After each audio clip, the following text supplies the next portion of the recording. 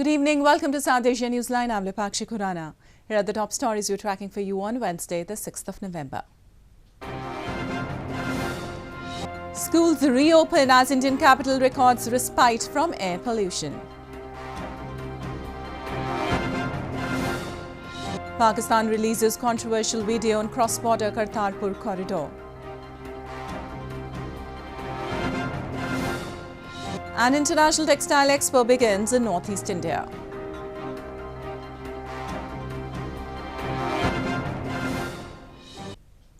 And now for all the details. Schools across Indian capital New Delhi and neighbouring region reopened on Wednesday, even as the air quality remained poor after an extended break due to severe pollution.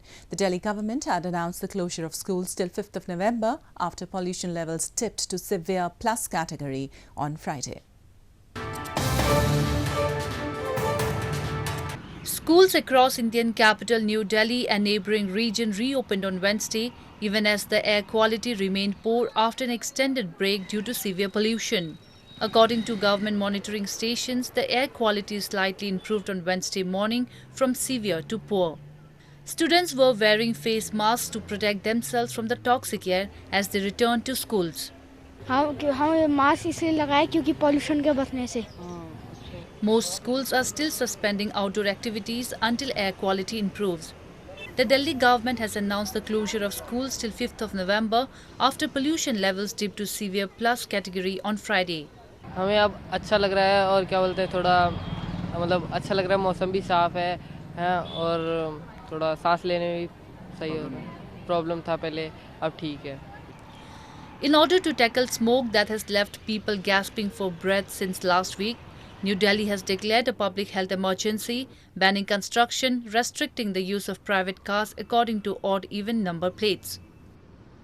A video song released by Pakistan on the Kartarpur Corridor has led to a controversy as it features a poster in the background of 3 slain Khalistani separatist leaders. The cross-border Kartarpur Corridor between India and Pakistan is scheduled to be inaugurated next week on the occasion of 550th birth anniversary of Sikhism's founder Guru Nanak. A video song on the Kartarpur Corridor released by the Pakistan government earlier this week has led to a controversy for featuring pictures of 3 slain Khalistani separatist leaders. The video song, released a week ahead of the opening of the cross-border pilgrim corridor between India and Pakistan, went viral on social media for featuring Sikh pilgrims and shrines in many parts of the country. However, the video also gained traction for featuring a poster in the background of Khalistani separatist leaders Jarnail Singh Bhindranwale, Bhai Amreek Singh and Major General dismissed Shahbeg Singh, who were killed during Operation Blue Star by the Indian Army in June 1984. Chief Minister of India's Punjab province, Captain Amrinder Singh, raised concerns on Wednesday that Pakistan could misuse the corridor to revive Sikh militancy in Punjab. मैंने देखा है वो video तो नहीं वो तस्वीर देखी है मैंने एंड मैं पहले से ही कह रहा हूँ we have to be very careful जिस तरीके से वो कर रहे हैं. A long-standing wish of the Sikhs in India, the Kartarpur Corridor will enable visa-free entry of Indian pilgrims to visit Gurdwara Kartarpur Sahib in Pakistan. Several Indian intelligence agencies and experts have, however, cautioned Pakistan's intentions of opening the route. Moving on, Pakistan has expressed its disappointment over a US report criticizing it for its failure to significantly limit militant outfits like the Lashkar-e-Taiba and the Jaish-e-Mohammed from fundraising and recruiting. Pakistan's Foreign Office in a statement said that the report completely overlooks the factual situation on the ground. Pakistan on Tuesday expressed disappointment over a US report criticizing it for its failure to significantly limit militant outfits like the Lashkar-e-Taiba and the Jaish-e-Mohammed from fundraising and recruiting, while several terrorist groups that focus on attacks outside the country continued to operate from its soil in 2018. Reacting on the report, Pakistan's Foreign Ministry in a statement said, "The report completely overlooks the factual situation on the ground. Pakistan was committed to take concrete actions under its National Action Plan to eliminate terrorism," the Foreign Office said. The U.S. State Department's Country Report on Terrorism 2018 on Friday said that the Pakistani government did not restrict the Taliban and the Haqqani network from operating in Pakistan-based safe havens and threatening the U.S. and Afghan forces. The U.S. report observed that the government and military acted inconsistently with respect to terrorist safe havens throughout the country. In news from Afghanistan, the Afghan border forces remain on alert in eastern Arai district along the Durand line following an exchange of mortar and rocket fire with Pakistan late last month. The Durand line is a de facto border between Afghanistan and Pakistan. The Afghan border forces remain on alert in Arai district in the eastern Kunar province following an exchange of mortar and rocket fire with Pakistan late last month. The Narai district is located along the Durand line, a de facto border between Afghanistan and Pakistan. Durand line runs almost 2,400 kilometers between the two neighboring countries.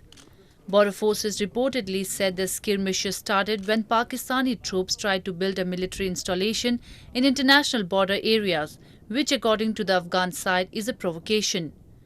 Meanwhile, Pakistan on Tuesday said it will have fenced off its traditionally porous border with Afghanistan by the end of next year, leading to an improved security situation in the region. In news from Nepal, co-chairman of ruling Nepal Communist Party Pushp Kamal Dahal has said he does not crave the Prime Minister's post as just being the leader he can heed people's problems and convey them to the government.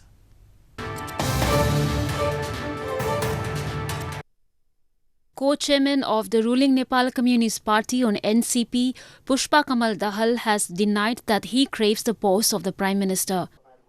Dahal on Tuesday said as he can presently at least visit people, heed their problems and convey them to the government, which wouldn't be possible if he was occupying the executive seat. The remarks by the NCP leader came after Prime Minister KP Sharma Oli in August said he would step down from the coveted post only after the next general elections. The statement by Oli, who is also co-chair of NCP, led many party leaders to speculate if he is attempting to put to rest the gentleman's agreement. The gentleman's agreement was made public in May last year, according to which Oli and Dahal were to lead the government by turns 2.5 years each. Oli's CPN UNML and CPN MC of Dahal had reached the agreement to have leaders from both parties in the Central Committee of the Unified Party before the last general elections. Sri Lankan Prime Minister Ranil Wickremesinghe has said the opposition Rajapaksa team is working to sow communalism and gain power in the country. Wickremesinghe made the remarks while campaigning for Sajith Premadasa, the presidential candidate of the ruling United National Front.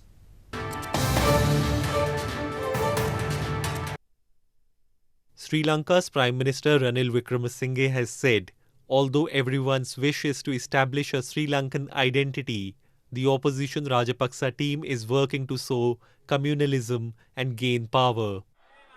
Addressing a cluster meeting on Tuesday, the Prime Minister said, the 25-year-long civil war took place in the country since we forgot the Sri Lankan identity.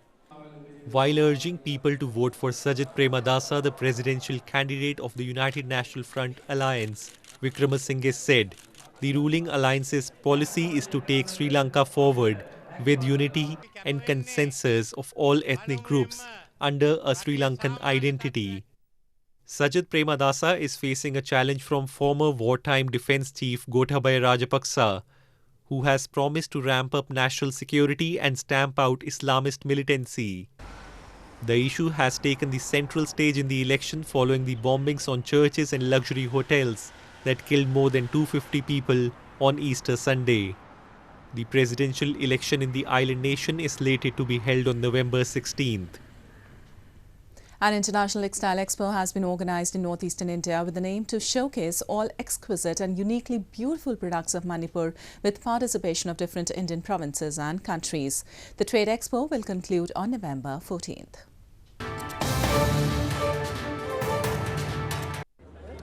A 10-day-long Manipur International Textile Expo, or Manitex, began in India's Imphal city with great fervour on Tuesday. The event was inaugurated by the Governor of Manipur Province, Najma Hepudullah, at the Trade and Expo Centre in the city.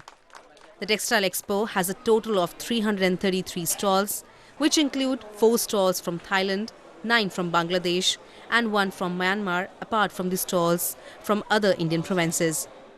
The Manipur government have been organized district level expo and then state level expo and regional level expo and national level expo. However, this expo would not be complete in full without the participation of the foreign team. Then because of that, the state government has decided in 2018 to upgrade from the national level to international level. The main objective of Minitex is to showcase all exquisite and uniquely beautiful products of handlooms, handicrafts and embroidery, and also Manipuri costumes to a larger platform with participation of different Indian provinces and countries. Programs like Fashion Week will also be staged during the event. The Trade Expo will conclude on November 14th. Hundreds of devotees in South India took part in a colourful procession in which idols of Hindu god Vishnu were carried to the royal palace of Travancore earlier this week. The traditional procession marked the end of a 10-day festival that began from the temple.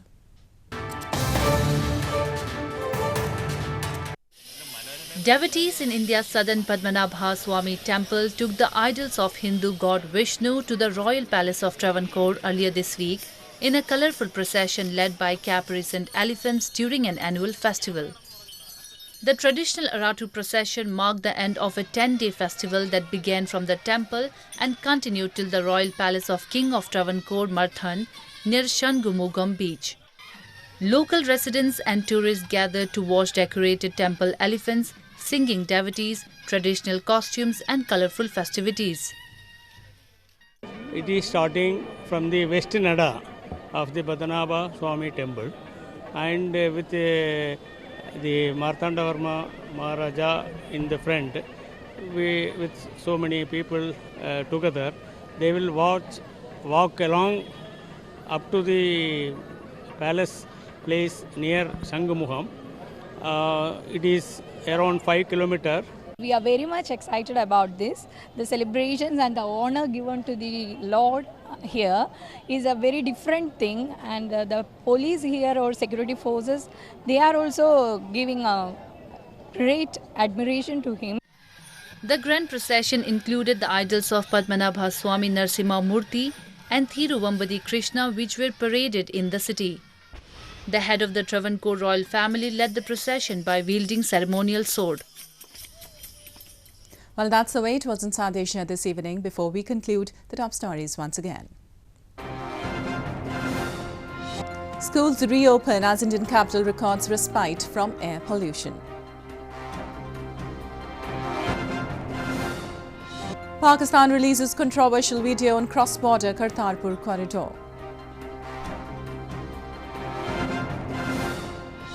An international textile expo begins in northeast India.